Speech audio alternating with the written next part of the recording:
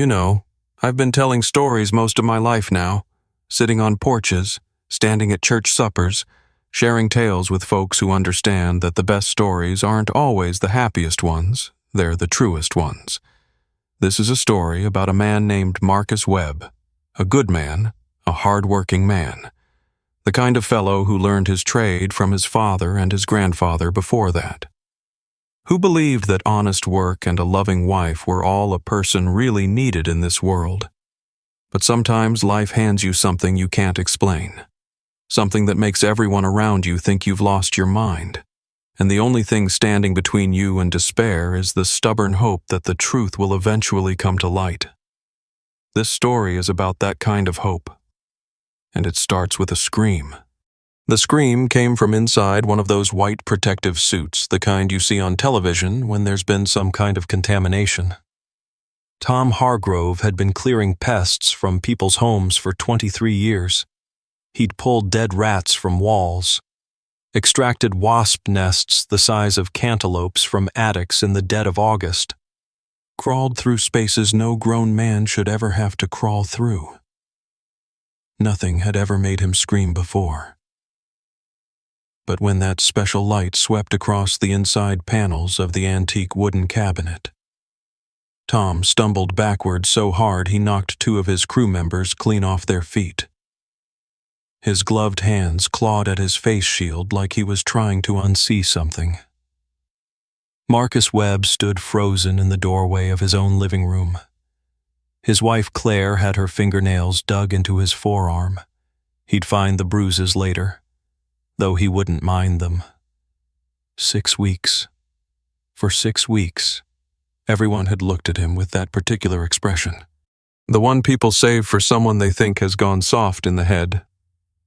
Tom Hargrove wasn't looking at him that way anymore. Tom was looking at him the way you look at a man who just walked away from a car wreck he shouldn't have survived.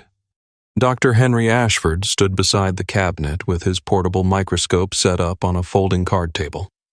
62 years old, silver hair that needed a trim, wire-rimmed spectacles perched on a nose that had clearly been broken at least once in his younger days. His tweed jacket had seen better decades, and he carried a leather briefcase that looked like it might have belonged to his father. But his eyes, sharp and curious behind those glasses, those were the eyes of a man who had spent his whole life looking at things other people couldn't see. He didn't say a word, just adjusted his microscope lens, then adjusted it again. "What is it?" Marcus asked. His voice came out rough, like he'd swallowed sandpaper. Ashford raised one hand, a silent request for patience. He moved that purple-colored light slowly along the seams where the cabinet's wooden panels joined together, and the wood began to move. Not fast. Not like something jumping out at you in a picture show. The movement was gentle, almost like watching goose flesh rise on your arm when you step outside on the first cold morning of autumn, like seeing the surface of still pond water disturbed by something you can't quite identify. "Lord have mercy," Tom Hargrove whispered, his voice muffled inside his protective helmet. Millions of them. Creatures so small that each one was no bigger than a speck of dust, and they were moving through the grain of that beautiful rosewood, not scattering in panic, spreading out slow and deliberate, like water finding its way downhill, like something that had been sleeping for a very long time and was only now beginning to wake up. Claire's grip on Marcus's arm tightened until he could feel his pulse throbbing beneath her fingers. "Pie motes," Dr. Ashford said. His voice was calm, the calm of a country doctor delivering difficult news, the kind of calm that comes from years of practice. "Straw itch mites, though I've never seen this particular variety before." "Mites." Claire's voice was barely above a whisper, like the kind that get on dogs, much smaller. "Ma'am. So small you could fit 100 of them on the head of a pin and still have room left over. They usually live in old wood, dried hay, grain storage." Ashford paused, still watching the microscopic migration through his instrument. They're not supposed to have any interest in human blood. But this strain... He didn't finish the sentence. He didn't need to. Marcus looked down at his own arms. 94 marks.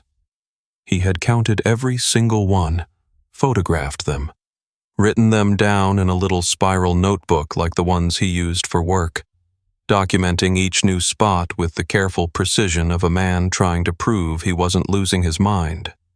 Red welts, some faded to pink, others still angry and swollen, scattered across his forearms, his neck, his lower back. 6 weeks of torment, mapped across his own body like a road atlas of suffering. For 6 weeks, 3 different pest control companies had searched his home and found nothing. For 6 weeks, his wife had watched him come apart, losing sleep, losing weight, losing the job he'd held for 11 years, and slowly, reluctantly, begun to wonder if maybe everyone else was right. If maybe the problem wasn't bugs at all. If maybe her husband had gone around some bend she couldn't follow. For 6 weeks, Marcus had asked himself the same question every night around 3 a.m, alone in the dark, scratching at marks that everyone said shouldn't exist. Am I going crazy now, standing in his own living room, watching millions of creatures emerge from the cabinet he had so proudly carried through his front door 42 days ago? Marcus didn't feel vindicated. He felt his knees start to buckle, the way they do when you've been holding yourself rigid for too long and finally allow yourself to let go. Claire's hand found his. Her fingers were trembling, or maybe his were. He couldn't tell anymore where his fear ended and hers began. "Mr. Webb." Dr. Ashford had turned away from the microscope and was looking at him directly now, the way a minister looks at you when he's about to say something important. "These creatures have been feeding on you for 6 weeks. The proteins in human skin aren't their natural food. They prefer plant matter, dried grains, that sort of thing. But somehow, this colony developed a taste for something different." He paused, removed his spectacles, cleaned them on the hem of his jacket. "The bites they leave are nearly invisible to the naked eye. No standard pest inspection would ever find them, because nobody was looking for something that wasn't supposed to be there." Marcus closed his eyes. The itch on his forearm, the one that had cost him his sleep, his concentration, nearly his marriage, finally made sense. 6 weeks of being told he was imagining things. 6 weeks of watching his wife's faith in him waver. 6 weeks of wondering if maybe everyone was right, and he really had gone soft in the head, and all along, he'd been telling the truth. Later, when the protective-suited workers had finished their business and the county health officials had asked all their questions and the cabinet had been sealed up in special containers for transport to the university, Marcus would remember this moment. But not because of the horror of what Dr. Ashford had found living inside that antique wood. He would remember it because of what he saw in Claire's eyes when she finally understood. She turned to face him. Tears were running down her cheeks, the first tears he'd seen from her in 6 weeks, though he suspected there had been others, shed in private, when she thought he couldn't hear. "You were right," she whispered. "This whole time. Oh, Marcus, you were right. I know. I'm so sorry. I should have. I know." He pulled her close. She let him. Her whole body shook against his chest with silent sobs. Outside their embrace, the hazmat team was working to contain everything. The cabinet was being sealed. Their furniture would be destroyed. Their home would need to be emptied and cleaned from top to bottom. Everything they had built together in this house would have to start over. But in that moment, holding his wife in the doorway of their own living room, Marcus Webb understood something with perfect clarity. The hardest part of the last 6 weeks hadn't been the bites, hadn't been the itching that woke him every night. Hadn't even been the terror of wondering if he was losing his mind. The hardest part had been the loneliness, knowing something was true, watching everyone he loved look at him with pity and doubt, lying awake in the dark, wondering if maybe they were right after all. And now, finally, he wasn't alone anymore. But I'm getting ahead of myself. Friends, to understand how a man could be slowly eaten alive in his own home while everyone around him thought he'd gone crazy. We need to go back a spell. Back about 6 weeks. To a Saturday morning in early March. To the day Marcus Webb walked into an estate auction, spotted an antique cabinet in the corner, and thought to himself, well now, that's a fine piece of furniture. That's a real bargain. He had no way of knowing what he was bringing home. None of us ever do, I suppose. Before we continue, I'd love to know which city you're watching from. Let's get back to the story. The cabinet stood in the corner of the auction house, covered in a thin layer of dust that the morning light turned the color of honey. Marcus Webb noticed it the moment he walked through the door. Not because it was the prettiest thing in the room, though it was handsome enough. Because of the joinery. The way those rosewood panels met at the corners without a single visible nail or screw. He crossed the room, weaving between card tables stacked with someone's grandmother's china and boxes of old Life magazines, until he stood close enough to run his fingers along the cabinet's edge. Smooth, warm, somehow. Despite the cool March morning, the wood had a smell to it faint, like dried leaves and something older underneath. The kind of smell his grandfather's workshop used to have, back when the old man was still alive and teaching Marcus how to tell real craftsmanship from the factory-made imitations. Mortise and Tenon construction, hand-carved panels, carved. The kind of work that took patience and skill. The kind that people didn't bother with anymore. His grandfather would have loved this piece. Lot 47, the auctioneer called out, his voice carrying over the murmur of the crowd. Rosewood cabinet. Indonesian origin, circa 1960 or thereabouts. Starting bid, $200. Marcus raised his hand. Nobody else bid. He won it for $340. On the drive home, the cabinet secured in the bed of his pickup truck with moving blankets and bungee cords. Marcus called Claire on the hands-free. Remember Grandpa's watch cabinet? The one we always said we'd find something like, you didn't? $340? Marcus Webb. He could hear the smile in her voice, that particular mixture of exasperation and affection she'd been giving him since they started dating back in '98. You see old wood and you lose all sense. Wait till you see it. Honey, you'll understand. His buddy Kevin came over that afternoon to help carry it inside. They set it in the corner of the living room, the spot where the late afternoon light slanted through the curtains, and Claire walked around it slowly, one hand trailing along the carved panels. All right, she said finally. You were right. It's beautiful. That evening, they arranged Marcus's grandfather's watch collection in the top drawer. The silver pocket watch, the one the old man had carried in his vest pocket the day he proposed to Marcus's grandmother. 63 years ago now, went right in the center. Claire made supper while Marcus sat on the couch, admiring how the lamplight caught the brass handles. We're turning into those old folks with houses full of antiques, Claire said, handing him a plate of meatloaf and mashed potatoes. You say that like it's a bad thing. It's not. She settled beside him, close enough that her shoulder touched his. It's just different. Good different. Marcus woke at 3 a.m, scratching the back of his neck, half asleep. He figured it was the dry air. Phoenix did that, sucked the moisture right out of you, especially this time of year.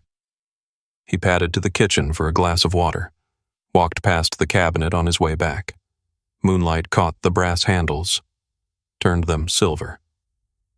He didn't notice the faint movement in the wood grain. The way shadows seemed to shift in the carved panels where shadows had no business shifting. He went back to bed. In the morning, Claire touched the back of his neck while she was pouring coffee. "Did you scratch yourself? There's a red mark here."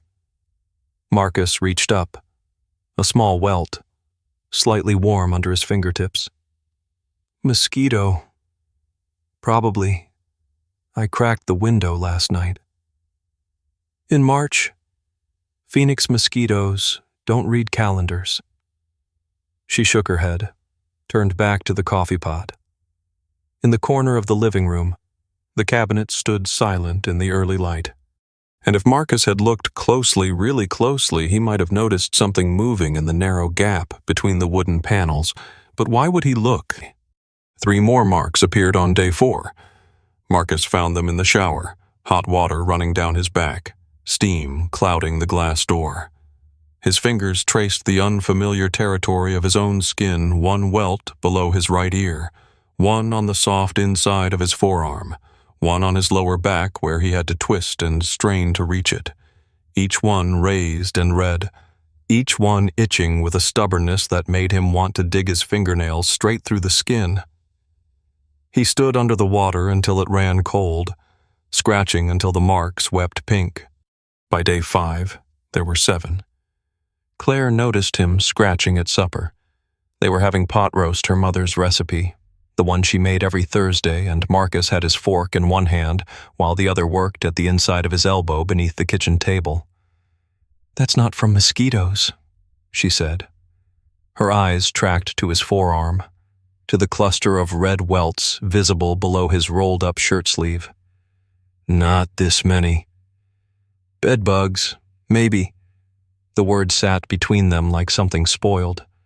Claire set down her fork. "Bedbugs. We just washed all the linens last week. Bedbugs don't care about clean sheets. Honey, they care about blood." He said it plain, the way you state a fact, but his stomach turned over. Bedbugs. Like something from a rundown motel, not from the house they'd saved 3 years to buy. Not from the home they'd built together. Day 6 brought the first pest control man. His name was Jake, 24 years old, clean-shaved, wearing a polo shirt with a company logo stitched over the pocket. He carried a heavy flashlight and a clipboard, and he moved through the bedroom with the easy confidence of someone who'd seen 1,000 infestations and solved every single one. He stripped the sheets off the mattress, ran his flashlight along every seam, every fold, every crease in the fabric. He pulled the mattress away from the box spring, checked the corners, the edges, the places where bugs liked to hide. He inspected the bed frame joint by joint, the baseboards, the electrical outlets, the nightstand drawers. 40 minutes. Marcus stood in the doorway the whole time, arms crossed over his chest, feeling the itch crawl up his spine like something alive. "Nothing," Jake said finally, straightening up and clicking his pen against his clipboard. "What do you mean?" "Nothing.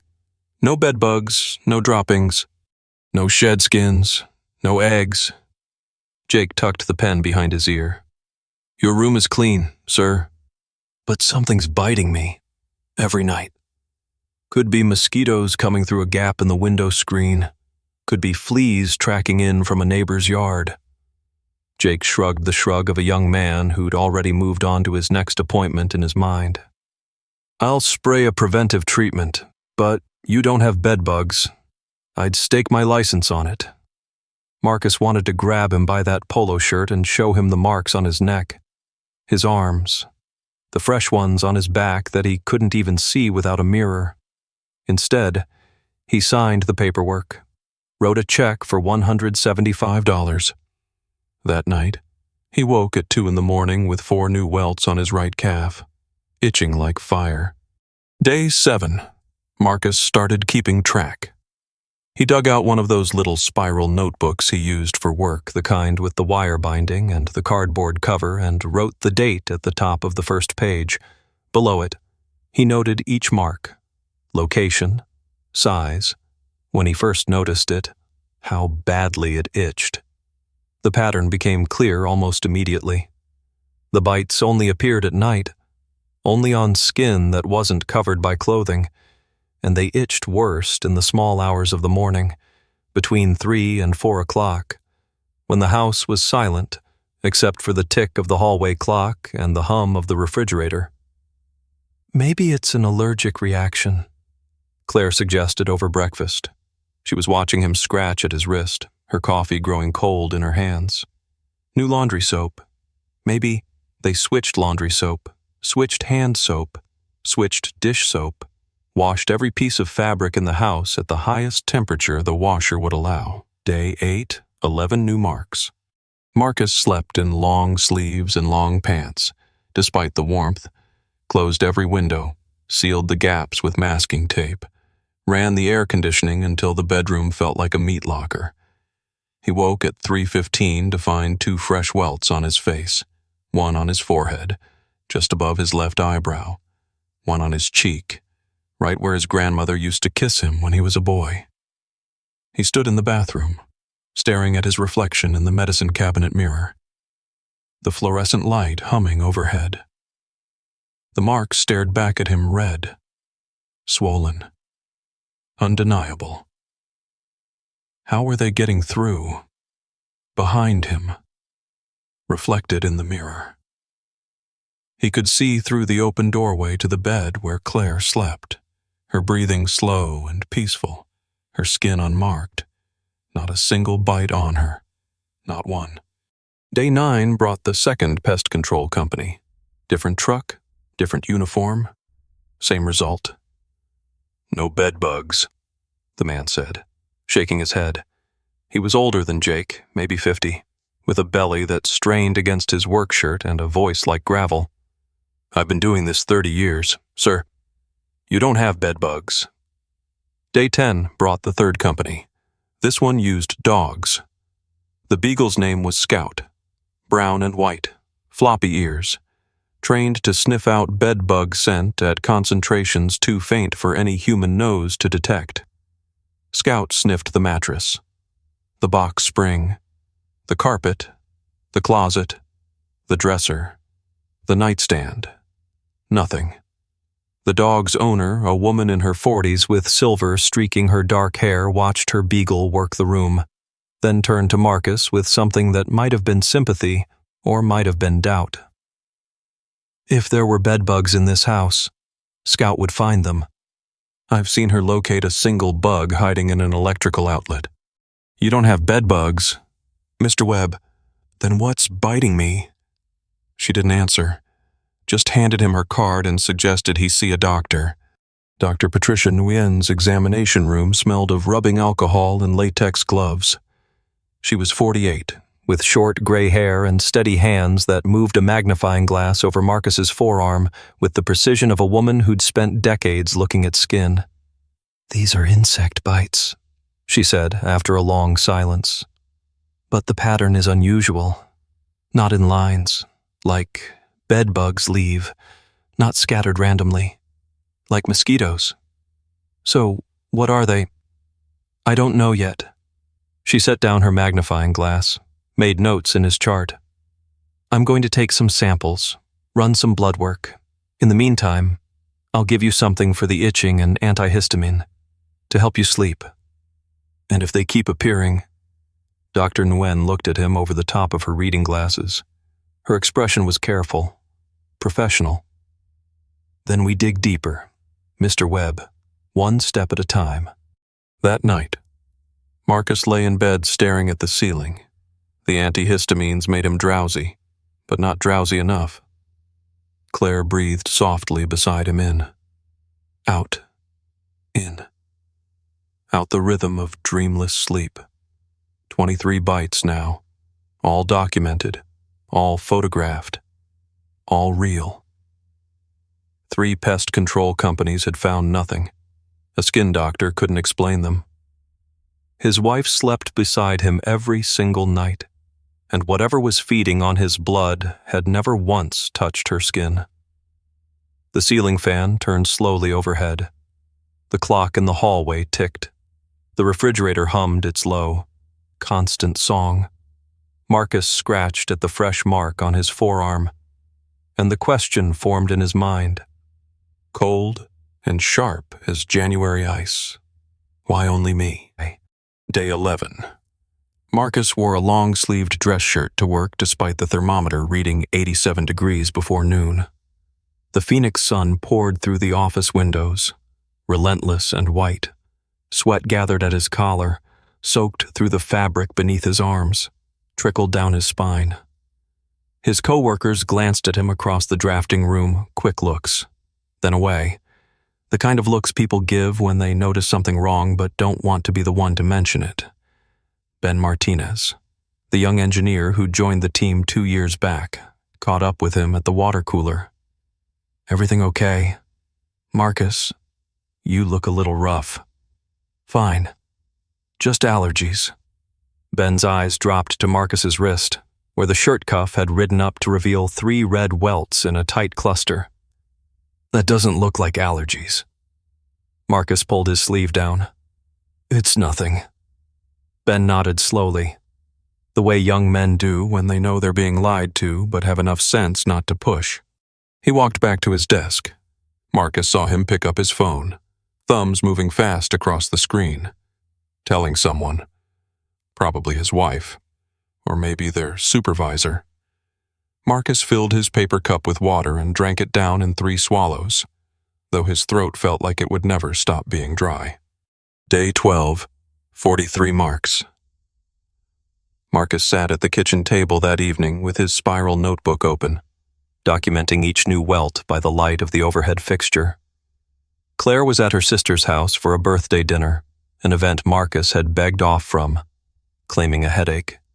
The truth was simpler. He couldn't bear the thought of sitting at a table full of people, smiling and making small talk, while his skin burned and itched beneath his clothes. Day 12, he wrote, 43 documented bites, concentrated on neck, forearms, lower back, itching most severe between 2 to 5 a.m., no insects found, 3 pest control inspections negative. He photographed each mark with his phone, close-ups under the bright kitchen light, wide shots showing the clusters, different angles, different exposures, building a record, proof that he wasn't imagining things. The refrigerator hummed. The kitchen faucet dripped 3 drops. Pause, 3 drops. Pause, a rhythm he kept meaning to fix and never got around to. Evidence. He thought, I need evidence. Day 14, 8:47 in the evening. Claire walked past the bathroom and stopped in the doorway. Marcus stood in front of the mirror, a magnifying glass in one hand, examining the inside of his left elbow under the bright vanity lights. The skin there was raw from scratching, spotted with fresh welts and older ones fading to yellow and pink. Marcus. He didn't look up. His eyes stayed fixed on the glass, searching for something, anything that would explain what was happening to him. I'm trying to find a pattern. If I can find the pattern, I can figure out what they are. Honey, it's almost 9 o'clock. You've been in here for an hour. I need to find them. Claire. There's nothing to find. Her voice cracked on the last word. 3 companies looked. A doctor looked. There's nothing. Something is biting me. He set down the magnifying glass, met her eyes in the mirror. I'm not making this up. Silence stretched between them, filled only by the drip of that faucet down the hall. Claire turned and walked away. 20 minutes later, lying in bed pretending to read a magazine, Marcus heard her voice drifting from the living room, low, speaking into the telephone. He caught fragments through the half-open bedroom door. Mama, I don't know what to do anymore. He's not sleeping, barely eating. Maybe he needs to talk to someone professional. Marcus closed his magazine, set it on the nightstand, stared at the ceiling fan turning slow circles above him. The itch crept up his forearm, patient and deliberate. Day 15. The packages arrived. 3 cardboard boxes stacked on the front porch when Marcus came home from his lunch break. He'd started taking lunch at home, away from the sideways glances at the office. Professional-grade inspection equipment, a special light that showed things invisible to the naked eye, a portable microscope, the kind scientists used, sticky traps designed for the smallest crawling pests. $347, charged to the credit card Claire didn't check. She saw the boxes in the garage that evening, stacked next to his workbench. What's all this equipment? For what? For finding them. She stood there for a long moment, arms crossed over her chest, her face unreadable in the dim light of the single overhead bulb. Then she turned and walked back into the house without another word. The silence that followed was worse than any argument could have been. Day 16, 3:17 in the morning. Marcus woke scratching.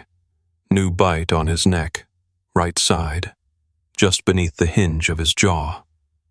He slipped out of bed, careful not to disturb Claire, and walked through the dark hallway to the living room. The special light was in his hand. He'd started keeping it on his nightstand, within easy reach. The cabinet stood in the corner, brass handles catching the faint glow from the streetlight outside the window. Something tugged at the back of his mind, a feeling he couldn't name, the same feeling he got on construction sites when a wall looked wrong, when the angles didn't add up, when something in the structure was off in a way he could sense but not see.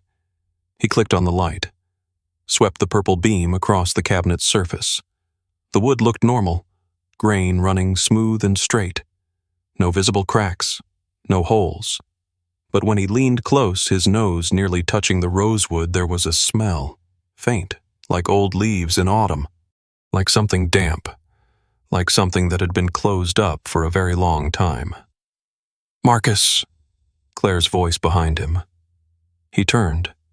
She stood in the hallway entrance, bathrobe wrapped tight around her, hair flattened on one side from the pillow. "I think something's wrong with this cabinet." The cabinet. Her voice was flat, careful. "I know how it sounds, but the timing the bites started right after we brought it home. And there's a smell, if you get close enough. Marcus, it's 3 in the morning.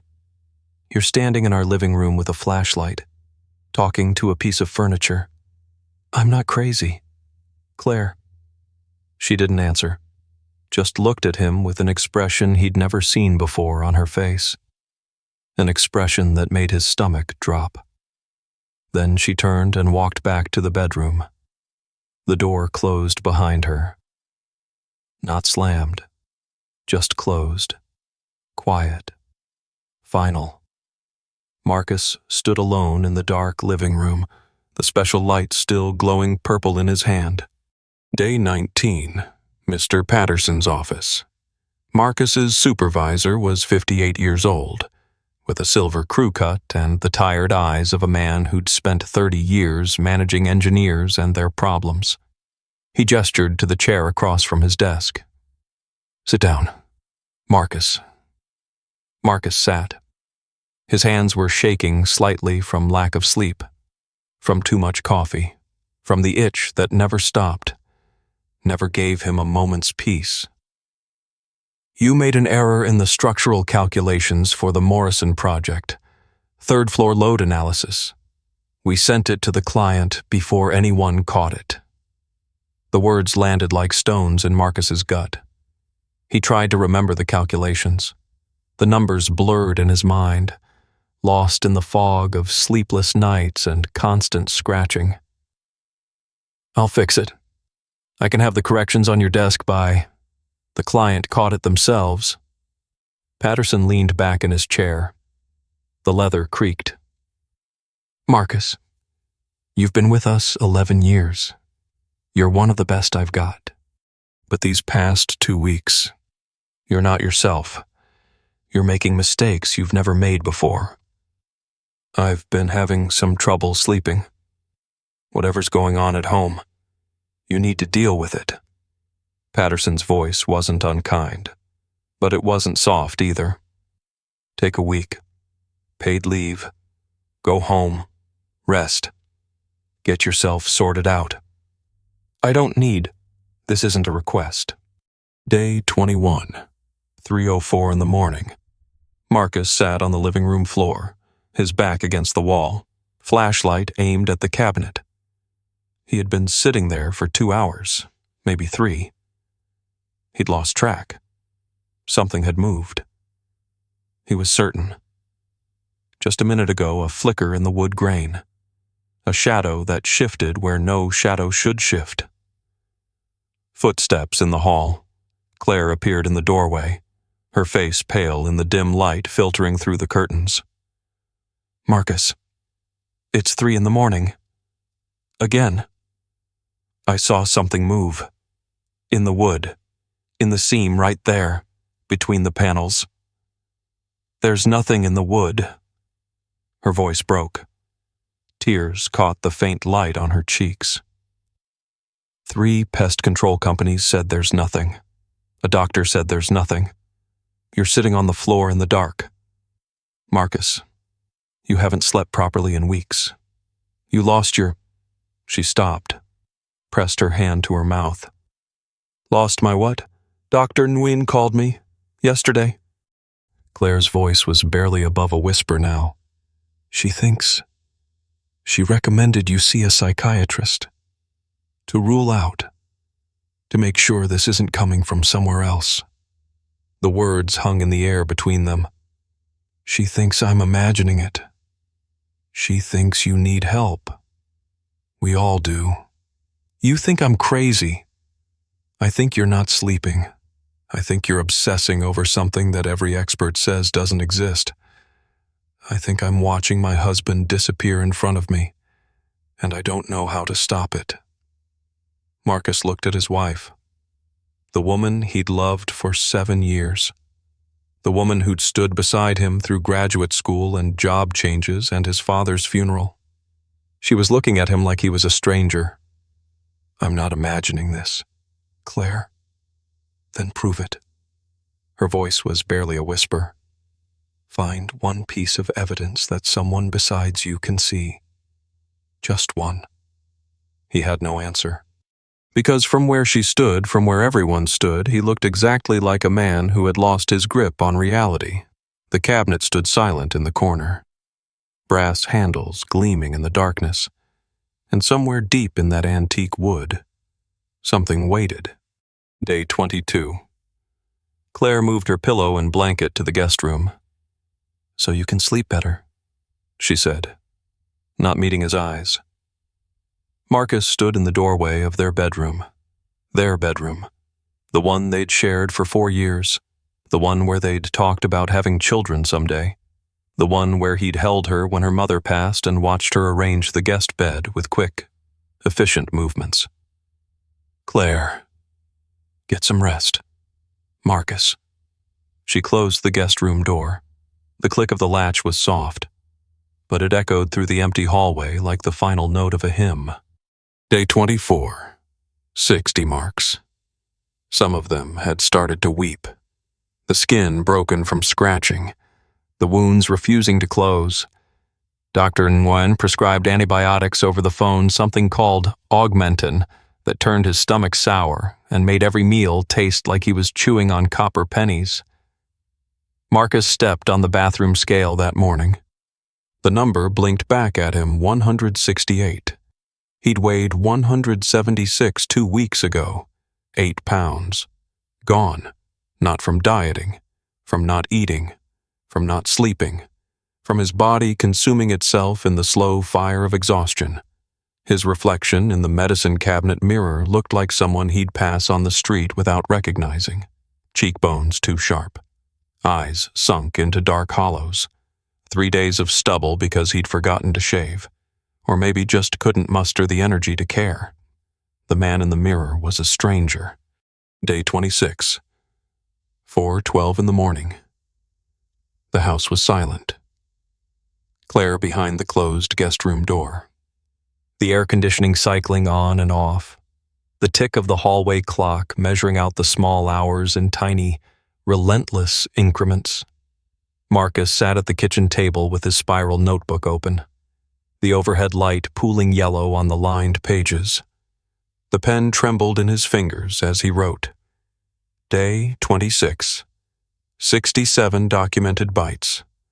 Marks number 34 and number 47 showing signs of infection. Currently taking antibiotics. Claire sleeping in guest room. No direct conversation in 3 days. He paused. Read over what he'd written. The handwriting was shaky. Not quite his own. I'm starting to doubt myself. The pen hovered over the page. If 3 pest control companies, a dermatologist, and my own wife all say there's nothing, could they be right? Could I be imagining this? He pressed the pen to paper again. But the bites are real. I have photographs. I have documentation. The pen stopped. I'm not crazy. I'm not crazy. I'm not crazy. Marcus stared at those 3 sentences, written in his own hand. 3 repetitions. Like a child trying to convince himself there's nothing under the bed. But if I have to write it 3 times to believe it, maybe I'm not as sure as I think. The refrigerator hummed. The clock ticked.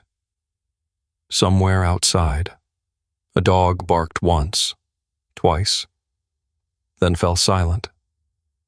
Marcus dropped the pen. It rolled across the table and fell to the floor with a small clatter. He didn't pick it up. Day 27. Dr. Samuel Green's waiting room. Beige walls, soft lighting, a fake plant in the corner. Its plastic leaves dusty.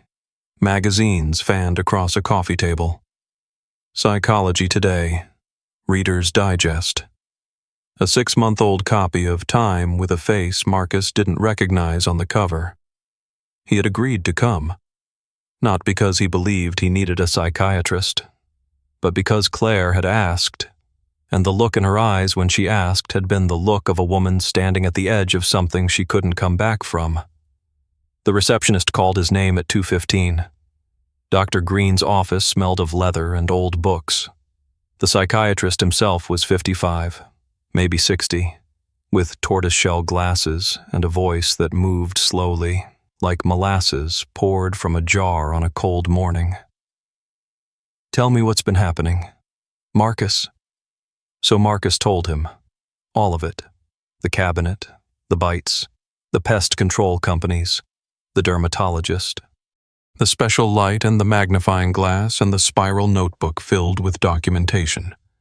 Dr. Green listened, took notes on a yellow legal pad, didn't interrupt. When Marcus finished, the room was quiet for a long moment. The clock on the wall, an old-fashioned one, with hands and Roman numerals, ticked steadily. Marcus, there's a condition called delusional parasitosis. Dr. Green set down his pen, folded his hands on the desk. Patients experience genuine sensations of insects biting them or crawling on their skin, even when no parasites are present. The sensations feel completely real. The distress is completely real. The bites are real. Dr. Nguyen confirmed they're insect bites. The body can produce physical responses to psychological stimuli. Stress can cause rashes, hives, even lesions that look very much like insect bites. Dr. Green's voice was gentle, patient, the voice of a man who'd had this conversation many times before. The mind is remarkably powerful, Marcus. More powerful than most people realize. So you think I'm imagining it? I think we need to consider all possibilities, including the possibility that what you're experiencing has its roots somewhere other than your skin. Marcus's hands gripped the arms of the chair. The leather was cool beneath his palms. smooth and expensive. "I have photographs. I have a journal. I have documentation." "I understand. And I'd like to help you get to the bottom of this." Dr. Green reached for a prescription pad. "In the meantime, I'm going to prescribe something to help you sleep. A mild sedative, nothing too strong." The prescription was printed on a small slip of paper, torn from the pad with a practiced motion. Marcus took it, folded it, put it in his shirt pocket. He filled the prescription at the pharmacy on the way home, set the orange bottle on his nightstand, next to the special light and the magnifying glass, didn't open it. Day 33, 2:23 in the morning.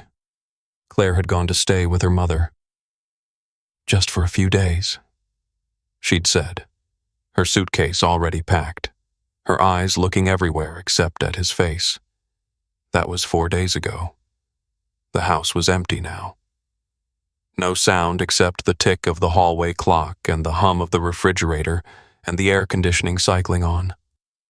Off, on, off.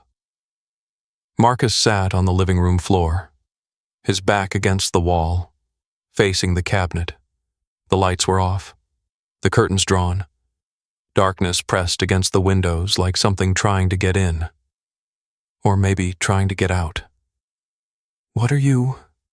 His voice came out as a whisper, cracked and dry. "What's hiding inside you?" No answer. Of course no answer. The cabinet just stood there, silent and patient, its brass handles catching the faint glow of a streetlight through a gap in the curtains. Marcus thought about the possibilities. 1. He was losing his mind and everyone was right. 2. He had some physical condition the doctors hadn't figured out yet. 3. Something was attacking him that nobody else could see or find. Each possibility felt like a different kind of death. He pulled his knees to his chest, wrapped his arms around them, made himself small in the darkness of his own living room. The itch crept up his forearm, slow, deliberate, a reminder that whatever was happening, it wasn't finished with him yet. Day 35, 11:47 at night. Day 35, 94 documented bites. Claire hasn't called in 2 days. Mr. Patterson asked when I'm coming back to work. I told him I didn't know. 3 possibilities. 1, I'm losing my mind, and everyone is right. 2, I have an illness the doctors can't identify. 3, something is feeding on me that nobody believes is real. Each one is its own kind of death. But if I give up now, I give up on myself. And I'm not ready to do that. Not yet.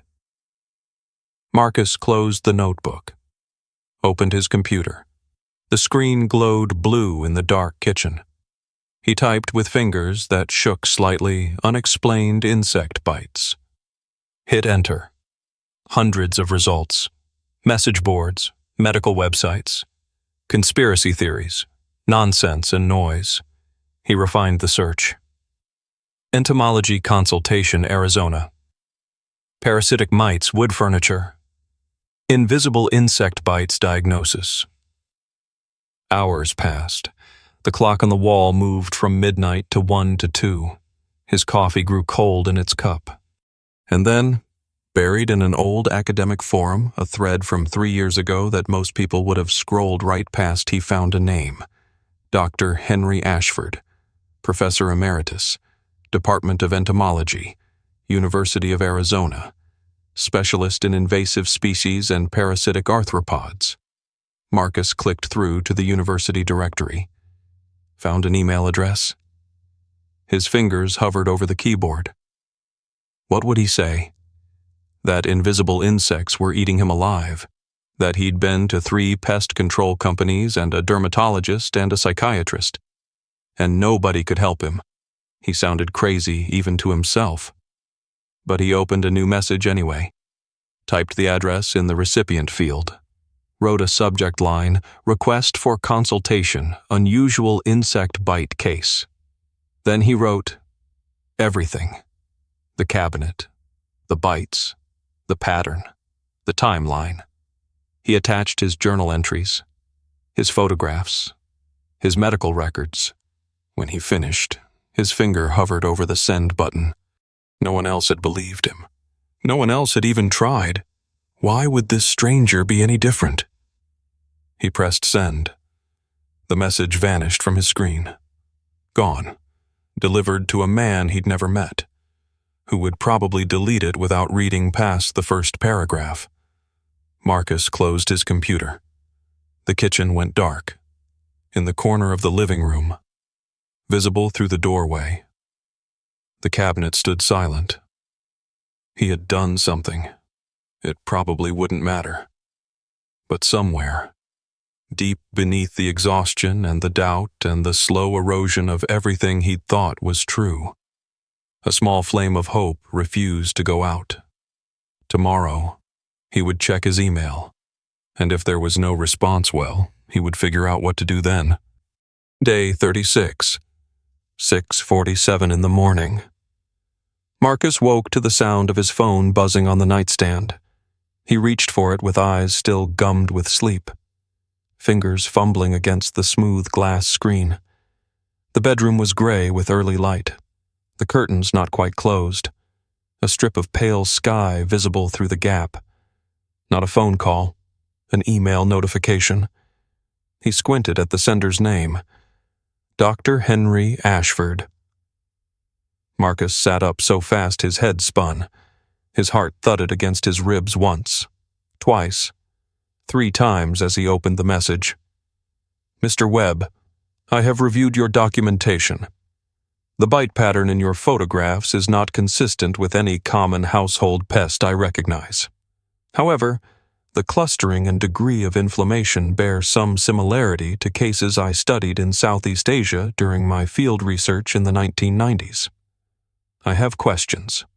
Would you be willing to meet Dr. Henry Ashford? Marcus read the message twice, 3 times.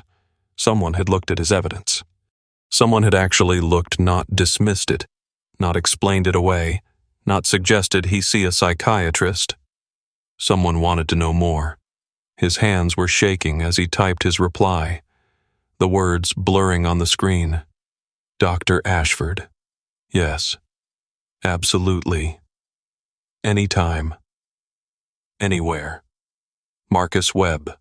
He pressed send, watched the message disappear. Then he reached for his phone and called Claire. She answered on the 4th ring. Marcus? Her voice was careful, guarded the voice of someone bracing for bad news. Claire, someone is coming to look. A professor from the university. He's an expert on insects, spent 30 years studying them.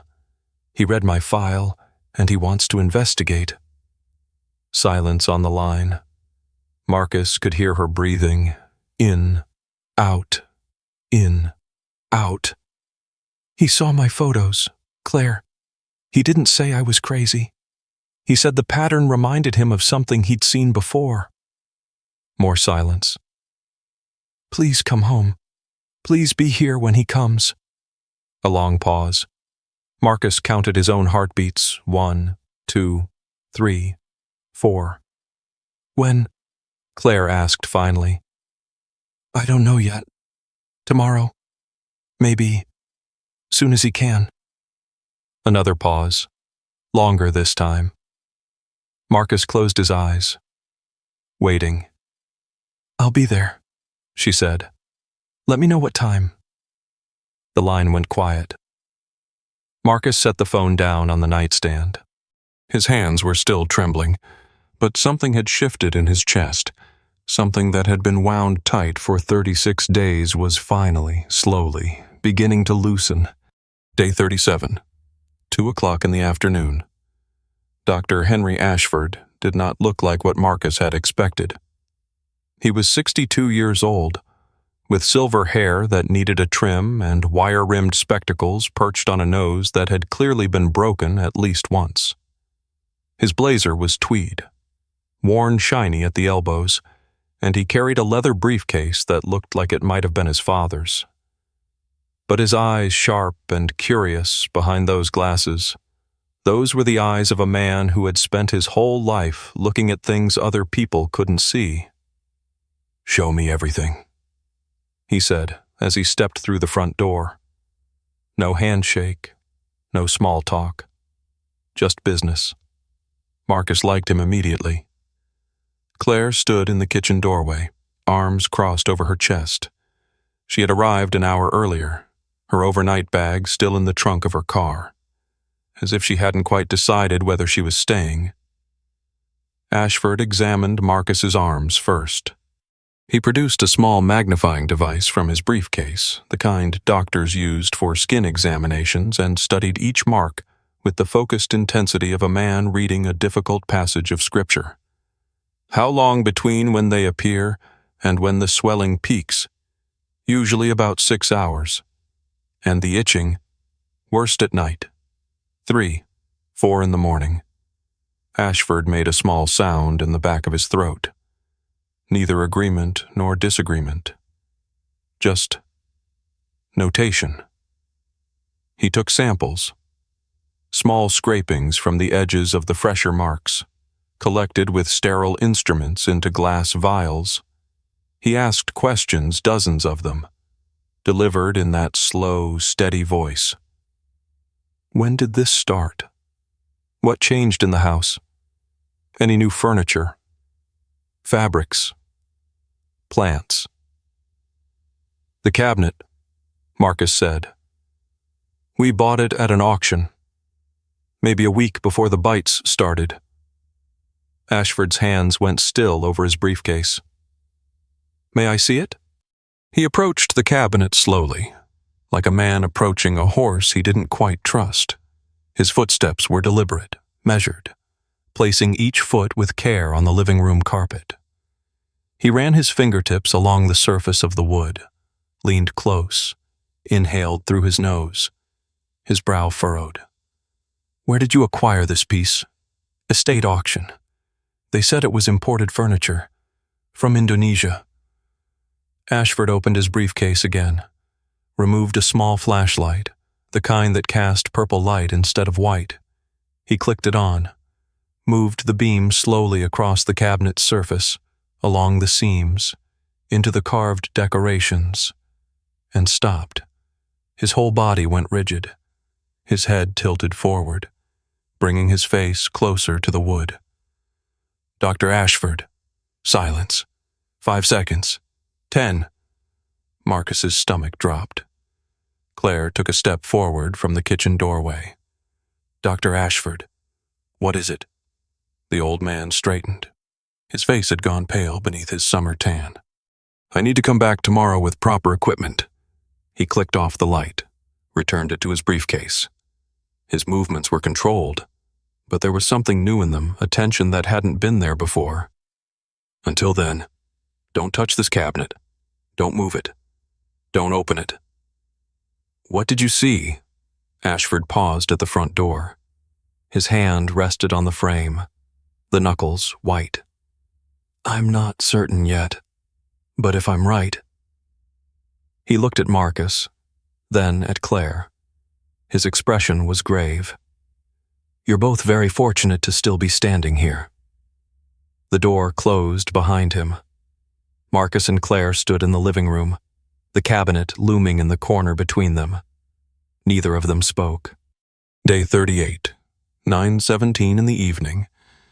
They sat together on the sofa, side by side. The first time in weeks. The cabinet occupied its corner, unchanged to the eye, but somehow different now. The warm rosewood that had seemed so beautiful 6 weeks ago carried a different weight, a different meaning. Claire spoke first. I should have believed you. You had no reason to. Marcus kept his eyes on the cabinet. Everyone said I was imagining things. 3 professionals, a doctor, a psychiatrist. You're my husband. Her voice cracked on the word. That should have been reason enough. The clock in the hallway ticked. The refrigerator hummed its low, familiar song. "Some nights," Claire continued, her voice dropping lower, "I heard you get up, heard you walking around, and I pretended to be asleep, because I didn't know what to say, didn't know how to help." She paused. "And I was scared." "Scared of what?" "Scared that if you were right, there was something terrible living in our house, and scared that if you were wrong—" She didn't finish. "If I was wrong, you were losing me." "Yes." Marcus turned to look at her. The lamplight caught the tears tracking down her cheeks, turned them silver. "You thought you had to choose between those two possibilities." "I did." He reached over, took her hand. Her fingers were cold, trembling slightly. "Whatever Dr. Ashford finds tomorrow," he said, "we face it together. Whatever it is. Together. Together," she repeated. Her hand tightened around his. That night, Claire slept in their bedroom, next to Marcus. He still woke at 3 a.m, still felt the familiar itch crawling up his forearm, still heard the tick of the hallway clock and the hum of the refrigerator. But when he opened his eyes in the darkness, she was there, her breathing slow and steady beside him, her hand resting on his arm, even in sleep. And that mattered more than he could say. In the morning, Dr. Ashford would return with his equipment and his graduate students and whatever answers the cabinet held. The truth would finally come out. But as Marcus lay in the darkness, waiting for dawn, one question circled in his mind like a bird that couldn't find a place to land. What had Ashford seen in that purple light that turned his face so pale? Day 39, 9 o'clock in the morning. Dr. Ashford arrived with a van. Marcus stood at the living room window, watching the white vehicle pull into the driveway. 2 young people climbed out behind the professor, a woman with her hair pulled back tight, and a young man with thick glasses and the nervous energy of someone who'd spent most of his life in laboratories. They carried metal cases between them. The cases clanked and rattled as they walked up the front path. Marcus opened the door before they could knock. "Mr. Webb." Ashford shook his hand. The grip was firm, businesslike. "This is Jennifer Chen and Michael Torres. They'll be assisting with the examination." Claire appeared behind Marcus, a dishcloth still in her hands from the breakfast dishes. "Can I get anyone coffee?" "Later, perhaps." Ashford was already moving past them into the house, his eyes locked on the corner where the cabinet stood. "We have work to do first." The equipment took 20 minutes to set up. Ashford arranged it on a folding table near the cabinet, a microscope with a small camera attached, several different colored lights, instruments Marcus didn't recognize, collection vials in sterile packaging. "Last night I reviewed the literature on pymotes," Ashford said as he calibrated the microscope. His voice was calm, almost conversational. "Straw itch mites. They typically inhabit dried grains, hay, decaying plant matter, and old wood. But they bite people. Some varieties do. The bites are extremely small, nearly invisible to the naked eye. They cause intense itching, inflammation, sometimes secondary infection if scratched." Ashford looked up from his work. "Standard pest control companies don't look for them. They're not on any checklist, not part of any standard inspection. So they could be there and nobody would find them." "Exactly." Ashford turned to face the cabinet. "The question now is whether this particular piece of furniture contains them, and if so, what variety?" Jennifer positioned herself at the microscope. Michael began documenting everything on a small video camera: the cabinet, the room, the equipment, the marks on Marcus's arms.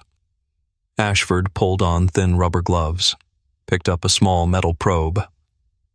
"I'm going to take samples from the wood grain, the joints, any cracks or openings." He knelt before the cabinet, his movements slow and deliberate. "If there's anything living in here, we'll find it." 2 hours passed. Marcus and Claire sat on the sofa, watching, unable to speak, unable to look away. Ashford worked methodically. He scraped samples from the surface of the wood, extracted dust from the joints with tiny instruments, used a small mirror on a stick to examine crevices too narrow for direct observation. Each sample went into a vial.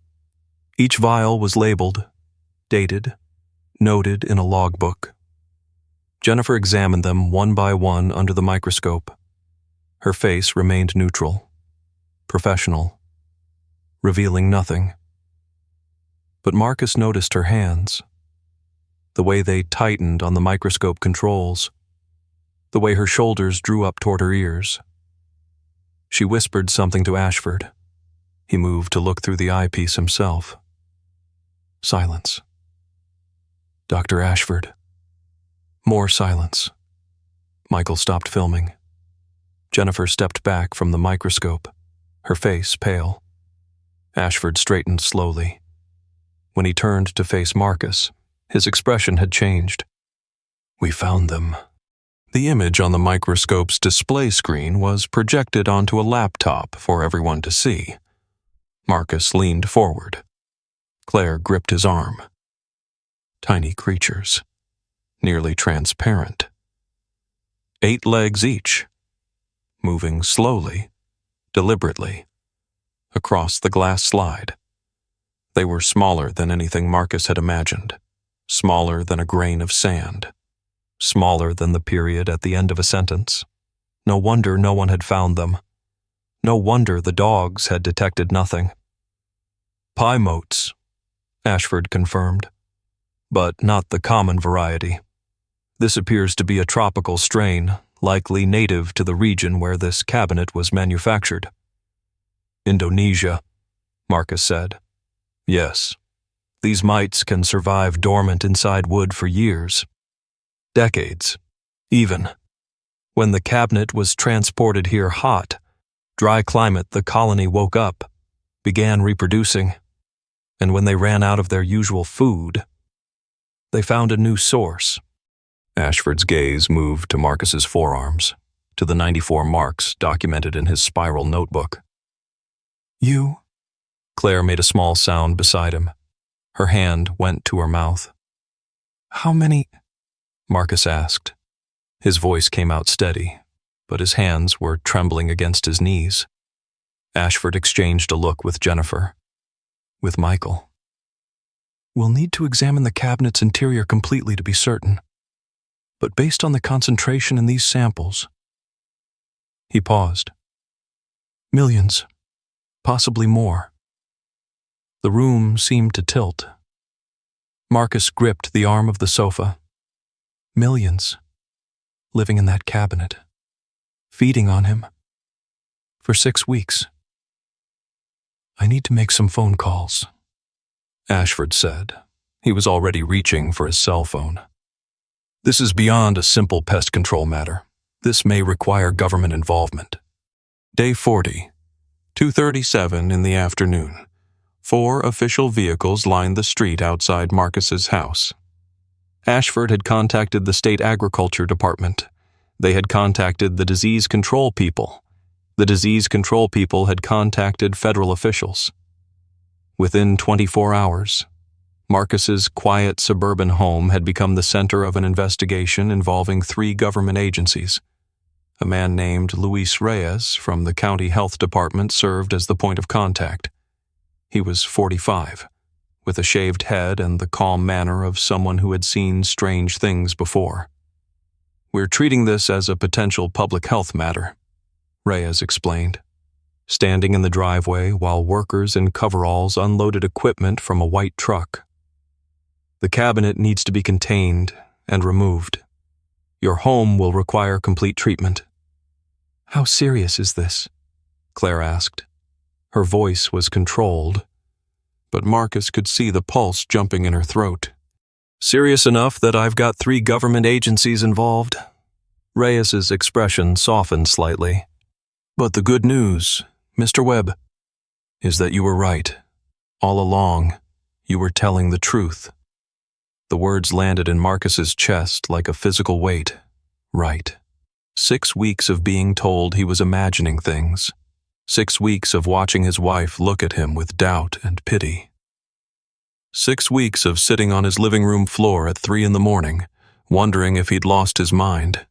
And all along, he'd been right. The specialized team arrived at 4:15. Tom Hargrove led them, a heavy-set man in his early 50s with thick forearms and a voice that carried across the yard. His crew wore full protective gear, white suits, face masks, sealed gloves, and boots. "We're not taking chances," Tom explained as his people unloaded their equipment. "If this species has changed its feeding habits, we don't know what else it might do." Full containment. Marcus watched them suit up, watched them seal the doorways with plastic sheeting, watched his home transform into something that looked like a scene from a movie he didn't want to be in. 6 weeks ago, he had stood in this same driveway, helping his friend Kevin carry the cabinet through the front door. He had been proud of his purchase, excited to show Claire. Now, men in protective suits were preparing to tear that cabinet apart. "You okay?" Claire asked. She stood beside him, close enough that their shoulders touched. "No." Marcus kept his eyes on the house. "But I'm better than I was." Day 41, 8:47 in the evening. They packed essential belongings into suitcases, clothes, toiletries, Marcus's work laptop, Claire's medications. The house would be sealed for treatment. They would stay in a hotel while the job was completed. Marcus opened the cabinet one last time. His grandfather's watch collection sat in the top drawer, arranged on a velvet-lined tray.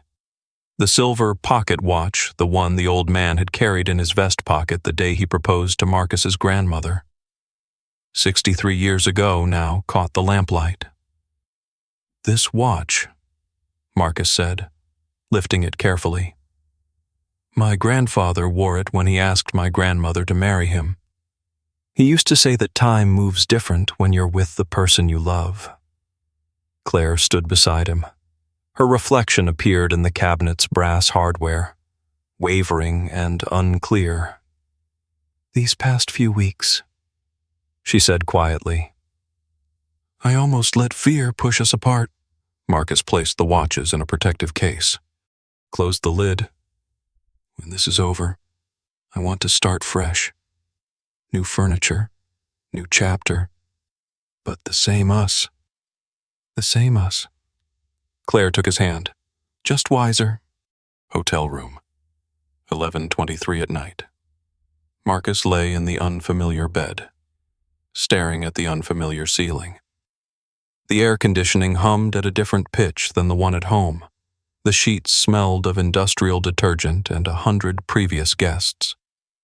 Claire slept beside him, her breathing slow and even. He waited for the itch, for the crawling sensation that had woken him every night for 41 days. It didn't come. His skin was quiet. His body was still. Tomorrow, Ashford and the protective-suited team would open the cabinet completely. They would see exactly what had been living inside that rosewood prison, feeding on Marcus in the darkness, invisible and patient and hungry. Tomorrow, the whole truth would finally come out. Marcus closed his eyes. For the first time in 6 weeks, sleep came without a fight. But even as he drifted off, one question circled at the edge of his mind. What else would they find hidden inside those antique walls? Day 42, 9 o'clock in the morning.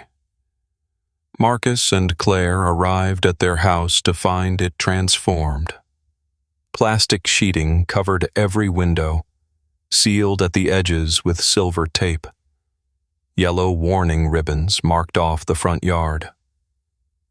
3 vehicles sat in the driveway, Ashford's white van, the specialized team's truck, and a black sedan with government plates. The morning sun beat down on the concrete. Marcus could feel sweat gathering at his collar before he even stepped out of the rental car.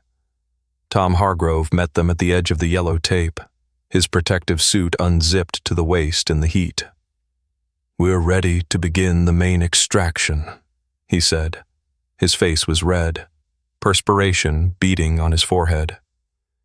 "Dr. Ashford wants you present, but you'll need to stay at the living room doorway. Don't come into the work area." Marcus nodded. His mouth was dry despite the water he'd been drinking all morning. 42 days. It had been 42 days since he'd carried that cabinet through this same front door, thinking he'd found something special. Now he was about to watch it destroyed. Inside, the living room had been stripped bare. The sofa was gone. The coffee table. The floor lamps. Everything had been removed and wrapped in plastic for examination, leaving only the cabinet standing alone in the corner, surrounded by equipment and workers in white protective suits. Ashford stood beside his microscope, making final adjustments. Jennifer was checking the video equipment. Michael arranged collection containers in neat rows on a folding table. Tom's Team 4 men, all suited and masked, positioned themselves around the cabinet like surgeons preparing for an operation. "The process is straightforward," Tom explained, his voice muffled by his mask. "We'll use the special lights to identify all affected areas.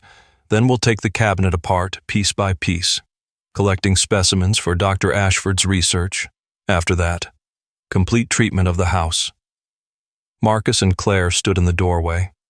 The same doorway where they would stand when Tom screamed. The same position. The same angle. But now Marcus understood the weight of what was coming. "Beginning the examination," Tom announced. The room lights went off. The purple beams clicked on. The wood grain came alive. Under the special light, the surface of the cabinet revealed what naked eyes could never see. Trails of biological material traced across the rosewood like roads on a map, pathways the creatures had traveled. Invisible highways connecting their colony to its food source. Marcus. "Heaviest concentration appears to be in the lower panels," Jennifer reported, her voice clinical and flat. "Significant activity in the joint seams and the backing board." "Prepare for panel removal," Tom said. One of the suited workers approached with a battery-powered drill. He positioned it against the first screw holding the cabinet's back panel in place. The whine of the drill filled the room. Metal grinding against metal. The screw turned, loosened, dropped into a waiting container. Second screw. Third. Fourth. The back panel shifted. A gap appeared between it and the frame, a dark line. Maybe half an inch wide. And from that gap, something began to emerge. Tom Hargrove had cleared dead animals from walls. He had removed wasp nests in August heat. He had crawled through spaces no grown man should ever have to enter. The sound that came out of his throat was not a word. It was a scream.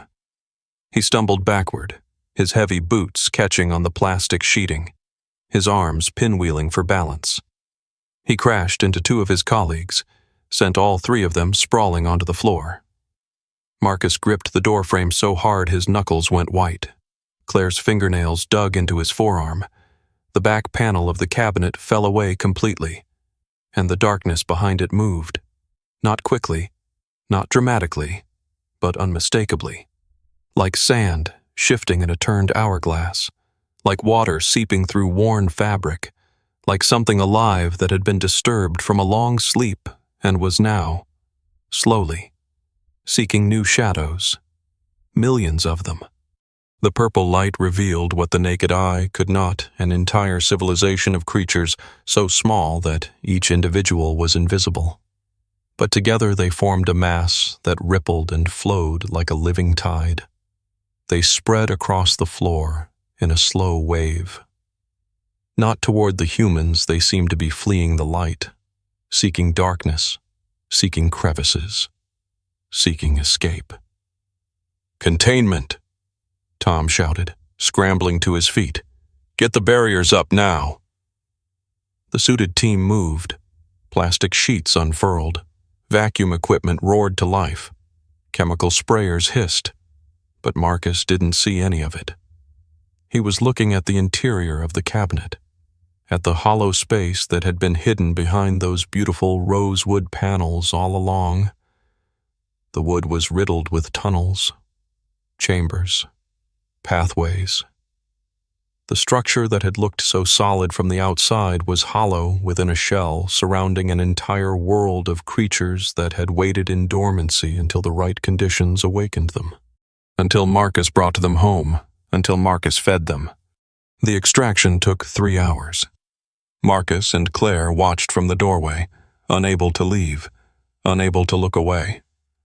The cabinet came apart piece by piece. Each panel, each board, each decorative element was separated, examined, photographed, sealed in special containers. The final count exceeded initial estimates. Approximately 2.3 million individual organisms, Ashford reported, his voice flat with the controlled calm of a scientist confronting something unprecedented. The largest concentration of pie motes I've ever documented outside of agricultural storage facilities. 2.3 million. Marcus did the arithmetic in his head. 94 documented bites over 42 days. That meant millions of creatures, and only a tiny fraction had ever touched his skin. The ones that did had nearly cost him everything. "Why only me?" he asked. His voice came out rough, barely above a whisper. Claire was never bitten. Not once. Ashford removed his spectacles, cleaned them on the hem of his jacket. "Body chemistry," he said. "Skin chemistry varies between individuals' natural oils, perspiration composition, even blood type. Some people are simply more attractive to certain parasites than others." He paused. "You were unlucky, Mr. Webb, biologically speaking." Unlucky. 6 weeks of torment, nearly losing his job, nearly losing his marriage, nearly losing his sanity, because his skin happened to smell right to something smaller than a grain of sand. Day 42, 6:47 in the evening. The suited team had finished. The house was empty now, stripped of furniture, sealed for treatment. The cabinet, contained in special boxes, was being transported to the university laboratory for research. Ashford remained behind. They sat on the back porch. Marcus, Claire, and the old professor watching the Arizona sunset paint the sky in shades of orange and pink. The air was cooling, the fierce heat of the day finally releasing its grip. "Why did you come?" Marcus asked. "When you got my message, you could have ignored it. Everyone else did." Ashford was quiet for a moment. He watched a hummingbird hover near the fence, wings moving so fast they were almost invisible. "Your journal," he said finally. "My journal. You documented everything, dates, times, locations of each bite, photographs, pattern analysis." Ashford turned to look at him, those sharp eyes meeting his directly. "In 40 years of research, I've learned that the most important discoveries often come from ordinary people who refuse to stop paying attention, even when everyone tells them they're imagining things. I thought I was losing my mind." "Did you?" Marcus considered the question. "There were nights when I almost believed them, when I almost gave in, when the easy thing would have been to accept that I was crazy and take the pills the psychiatrist prescribed. But you didn't." "No." "Why not?" The hummingbird darted away, disappeared over the fence into the neighbor's yard. because my body was telling me one thing, and everyone else was telling me another. Marcus looked down at his arm's 94 marks, fading now, but still visible. And I chose to believe my body. Ashford nodded slowly.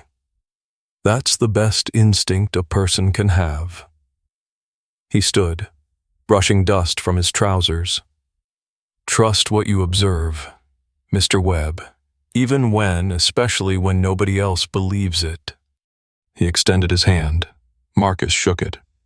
You weren't crazy, Ashford said.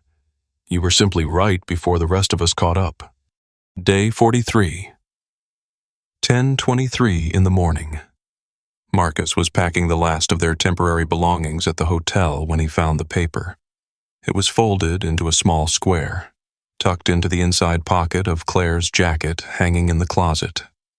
Her handwriting. Dated day 29. He shouldn't have read it.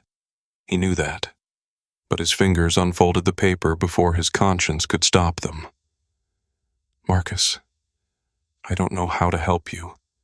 I'm scared that I'm losing you to something I can't see or fight. If you're sick, I'll stay. If you're not, I don't know what I'll do. I love you. But right now, that doesn't feel like enough. And I'm sorry. Claire Marcus read the words twice. 3 times. Day 29. The darkest week. When she had started staying with her mother. When she had stopped calling. She had written this letter. Had carried it with her. Had never sent it. But she had come back. When Ashford agreed to investigate, she had come back. When the truth was still uncertain, when the evidence was still invisible, when believing Marcus meant believing something impossible, she had come back. Not because she was sure he was right, because she loved him anyway. Marcus folded the letter carefully, placed it in his spiral notebook. Between the pages documenting day 29, evidence of a different kind. Day 43, 2:15 in the afternoon. Claire found him sitting on the edge of the hotel bed, the notebook open in his lap. What's that? Nothing. He closed the notebook. Met her eyes. Just remembering. She sat beside him, close enough that their shoulders touched. The house treatment will be finished by Friday, she said. We can move back in next week. Start over. I know. We'll need new furniture, new everything. Really. I know. Silence. The hotel air conditioning hummed its steady song. I found your letter, Marcus said quietly. Claire went still beside him. The one from day 29, in your jacket pocket. She didn't respond, her hands folded together in her lap, fingers interlacing. You were thinking about leaving. I thought about it. Her voice was barely audible. I didn't know what else to do. But you came back? Yes. Why? Claire was quiet for a long time. When she finally spoke, her voice cracked on the words. Because when I tried to imagine a life without you, even a version of you that everyone said was falling apart, I couldn't do it. I couldn't walk away. Not without knowing for certain what was true. Even when you thought I was losing my mind. Even then. Marcus reached over, took her hand. I kept that journal because I needed proof that I wasn't imagining things. Evidence that what I was experiencing was real. I know. But the most important thing that happened in those 6 weeks wasn't the bites, wasn't the insects, wasn't even being proved right. Claire looked at him. It was learning that you would stay. Marcus said, even when staying didn't make sense. Even when everyone told you to go. Tears gathered at the corners of her eyes. She didn't wipe them away. That's not going to be the only hard thing we face, she said. Life doesn't work that way. No, it doesn't. So what do we do? Marcus squeezed her hand. We trust what we observe. We pay attention. And we don't give up on each other. Especially when it doesn't make sense. Claire leaned against him. Her head rested on his shoulder. Outside the hotel window, the Phoenix afternoon blazed on, indifferent to the small human struggles unfolding within its borders. But inside this room, something that had been broken was beginning to mend. Not healed, not yet, but beginning. And for now, that was enough. Day 42, 7:32 in the evening. The scream echoed in Marcus's memory. Tom Hargrove stumbling backward, the back panel falling away from the cabinet, the darkness behind it coming alive, moving like something that had been waiting a very long time for this moment. But standing in that doorway, watching millions of creatures emerge from the cabinet that had tormented him for 6 weeks, Marcus didn't feel what he had expected to feel. Not triumph, not vindication, not even relief. He felt his knees give way beneath him. Claire caught him, her arms wrapped around his waist, holding him upright, and he leaned into her without shame or hesitation. "You were right," she whispered against his shoulder. Her voice broke on the words. "This whole time, you were right, and I didn't believe you. I'm so sorry. Marcus, I'm so sorry. I know. I should have trusted you. I know." He pulled her close. She buried her face against his chest, and her whole body shook with sobs she'd been holding back for weeks. Around them, the suited workers moved to contain the infestation. Plastic sheets unfurled across the floor. Vacuum equipment roared. Chemical sprayers hissed their steady rhythm. Their furniture would be destroyed. Their home would be emptied and treated. Everything they had built together in this house would have to start over from nothing. But in that moment, holding his wife in the doorway of their living room, Marcus Webb understood something with perfect clarity. The hardest part of the last 6 weeks hadn't been the bites, hadn't been the itching that woke him every night, hadn't even been the terror of wondering whether he was losing his mind. The hardest part had been the loneliness, knowing something was true, watching everyone he loved look at him with doubt and pity, lying awake at 3 in the morning, wondering if maybe they were right after all. And now, finally, he wasn't alone anymore. 6 months later. The living room looked different now. New furniture, simple, modern, nothing with a history attached. A gray sectional sofa, a glass coffee table, white curtains that let the afternoon light pour in unobstructed. Where the rosewood cabinet had stood, there was a small bookshelf now, plain oak, clean lines, no carvings, no brass hardware, no secrets hiding in the grain. On the top shelf sat a glass display case. Inside it, Marcus's grandfather's watch collection, the silver pocket watch in the center position, catching the light the way it always had. The case had arrived 3 months ago. A gift from Dr. Ashford. The inscription on the small brass plate read, "For the man who trusted what he observed." Marcus ran his finger along the edge of the case. The glass was cool beneath his touch, smooth and clean. "Ashford called yesterday," he said. Claire looked up from her book. She was curled in the corner of the new sofa, barefoot, a cup of tea cooling on the table beside her. "What did he say?" "The research paper is being published next month.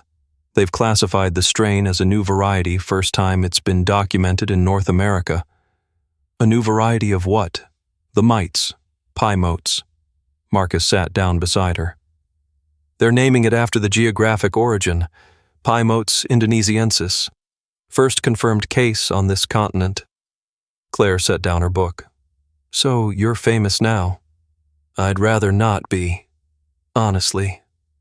She smiled. It was a tired smile, worn around the edges, but genuine. Do you still feel them? She asked. The itching? Marcus considered the question. Sometimes. At night. Mostly. I'll wake up and my skin will crawl, and for a second or two I'm back there, in the dark, alone. And then I open my eyes, and you're there beside me, and I remember that it's over. Claire reached over and took his hand. Her fingers were warm now, steady. They sat like that for a while, not speaking, watching the afternoon light shift across the walls of their rebuilt home. The marks had faded. Most of them. Anyway, if Marcus looked closely, really closely, he could still see faint traces on his forearms, pale spots where the worst bites had been, reminders written into his skin that would probably never disappear completely. But they didn't itch anymore. And when he woke at 3 a.m. now, it wasn't from scratching. It was just habit. His body remembering a pattern that no longer had a cause. He would lie still in the darkness, listening to Claire's breathing, and wait for sleep to return. It always did. Eventually. I've been thinking, Claire said. It was evening now. The sunset painted the windows gold and orange. About what? About what Dr. Ashford said. About trusting what you observe, even when nobody else believes you. Marcus waited. I didn't trust you, she said quietly. When you needed me to. I looked at the same evidence everyone else saw, no bugs, no proof. Just you getting worse, and I came to the same conclusion they did. You had no reason to think different. I had one reason. She turned to face him. You. I should have trusted you. Not the pest control people. Not the doctors. Not the psychiatrist. You. Claire. Let me finish. She took a breath. I wrote that letter on day 29. The one you found in my jacket. I was ready to leave. Not because I didn't love you, but because I was scared. Scared of what was happening. Scared that I couldn't help. Scared that staying would mean watching you fall apart. But you came back. Yes. Why? Claire was quiet for a long moment. Outside, a car passed on the street, its headlights sweeping briefly across the ceiling. Because I realized something. That night, lying in my mother's guest room, I realized that if I left, if I walked away from you when you were at your lowest point, I would never be able to live with myself. Even if you were wrong, even if everyone was right and you were losing your mind, I couldn't abandon you like that. That's not the same as trusting me. No. She shook her head slowly. It's not. Trust came later. Trust came when I stood in that doorway and watched Tom Hargrove scream because he finally saw what you had been telling me about for 6 weeks. She reached up, touched his face. I'm sorry it took that long. Marcus covered her hand with his. You're here now, he said. That's what matters. 9:47 at night. The house was quiet. Claire had gone to bed early, tired from a long week.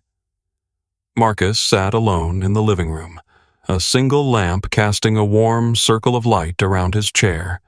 His spiral notebook lay open on his lap. The final entry. Day 42. The cabinet was removed. The infestation was confirmed.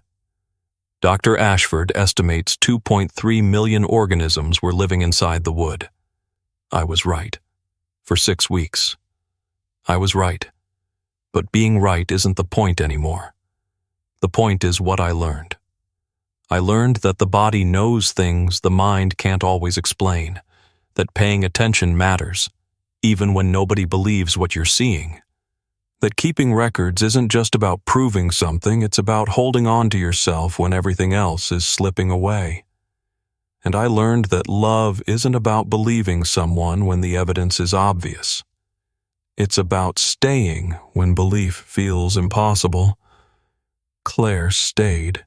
That's the only thing that matters now. Marcus closed the notebook. He turned off the lamp. The room went dark, except for the faint glow of streetlight filtering through the curtains. In the corner, where the rosewood cabinet had once stood, the plain oak bookshelf held his grandfather's watches. The silver pocket watch caught that dim light, gleaming softly in the shadows. Time moves different when you're with the person you love. His grandfather had told him that, decades ago, back when Marcus was just a boy, sitting on the old man's knee, watching him wind that watch the same way he'd wound it every evening for 60 years. Maybe the old man had been right about more than Marcus ever understood. Marcus stood, walked down the hallway to the bedroom. Claire was already asleep, her breathing slow and even in the darkness. He slipped into bed beside her. She stirred slightly, and her hand found his without waking. Outside, the Phoenix night settled over the city. Stars appeared above the desert. The air cooled. And in a small house on a quiet street, two people lay together in the darkness, holding hands. Not because the nightmare was completely over. Some things leave marks that never fully fade, but because they had survived it. Together. The end. You know, I've told a lot of stories over the years, some happy, some sad, most somewhere in between. But this one stays with me. Not because of the insects, though they were real enough to nearly destroy a good man. What stays with me is simpler than that. It's the image of a wife who almost walked away but chose to stay. A husband who almost gave up but kept writing in his notebook, one entry at a time. A professor who could have deleted an email from a stranger but chose to read it instead. Small choices. Ordinary folks making them in ordinary moments. That's where the real miracles happen, I reckon. Not in grand gestures or dramatic rescues. In the decision to show up. To pay attention.